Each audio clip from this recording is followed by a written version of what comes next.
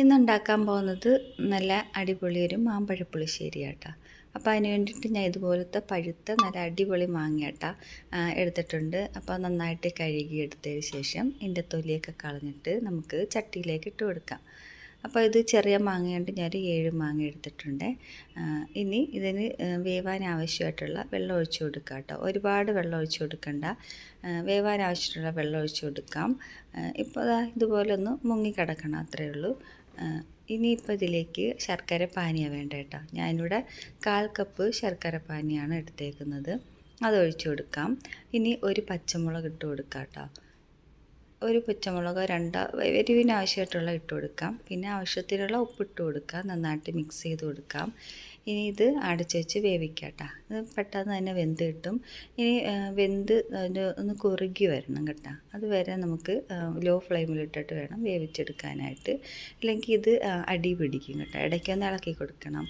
ഇനി അരപ്പ് റെഡിയാക്കി എടുക്കണം. അതിന് വേണ്ടി 1/2 കപ്പ് തേങ്ങ, അതിലേക്ക് 1/4 ടീസ്പൂൺ ജീരകം, 1/4 ടീസ്പൂൺ മുളക് പൊടി, മഞ്ഞൾപ്പൊടി, ഇത്ര ഇട്ടിട്ട് നന്നായിട്ട് തന്നെ അരച്ചെടുക്കുക. നല്ല വെണ്ണ പോലെ അരച്ചെടുക്കണം. ഇപ്പം എന്താ നന്നായിട്ടൊന്ന് വെന്ത് കുറുകി വന്നിട്ടുണ്ട്. ഇതിലേക്ക് നമുക്ക് 1 ടീസ്പൂൺ നെയ്യ് ഒഴിച്ച് കൊടുക്കാം. ഇതിലേക്ക് വെളിച്ചെണ്ണ ഒന്നും ഉപയോഗിക്കുന്നില്ല കേട്ടോ, നെയ്യ് മാത്രമാണ് ഉപയോഗിക്കുന്നത്. നന്നായിട്ടൊന്ന് മിക്സ് ചെയ്ത് കൊടുത്ത് ഒന്ന് തിളച്ച് വരുമ്പോഴത്തേക്ക് നമ്മൾ അരച്ച് വെച്ചേക്കുന്ന അരപ്പൊഴിച്ച് കൊടുക്കാം. അരപ്പൊഴിച്ച് വെച്ചിട്ട് തീയൊന്ന് കൂട്ടിയിടണ്ട കേട്ടോ, ലോ ഫ്ലെയിമിൽ തന്നെ ഇട്ടാൽ മതി. അരപ്പൊഴിച്ച് കൊടുത്തിട്ട് നന്നായിട്ട് മിക്സ് ചെയ്ത് കൊടുക്കാം. ഉപ്പൊക്കെ ഒന്ന് നോക്കണം കേട്ടോ.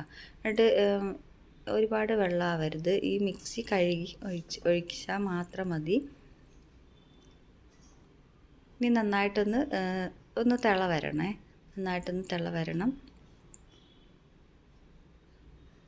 അപ്പോൾ നന്നായിട്ട് തിളച്ച് വരുന്നുണ്ട്. ഇനി ഓഫ് ചെയ്തിട്ടാണ് ഞാൻ തൈര് ഒഴിച്ച് കൊടുക്കുന്നത്. ഞാനൊരു 1/4 കപ്പ് തൈര്, 1/4 കപ്പിലും കൂടുതൽ തൈര് ഒഴിച്ച് കൊടുക്കുന്നു. അധികം പുളിയില്ലാത്ത തൈരാട്ടോ ഒഴിച്ച് കൊടുക്കുന്നത്.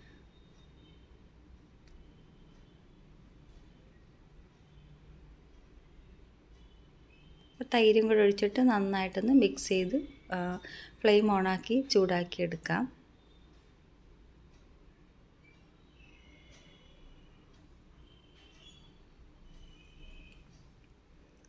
ഇനിയിപ്പം കടുക് വറുക്കാം.